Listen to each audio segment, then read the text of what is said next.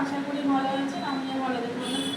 আপনাদের অনেক স্বাগত আছে। একটা রেসিপি নিয়ে মাটন কষা, মাটন কষা এক কিলো মাটন নিয়ে নিয়েছি। এখানে আমি রসুন পেঁয়াজ ধনে জিরে টক দই দিয়ে এটা ম্যারিনেট করে রেখে দিয়েছি। আর হলুদ গুঁড়ো লঙ্কা গুঁড়ো তো আছে।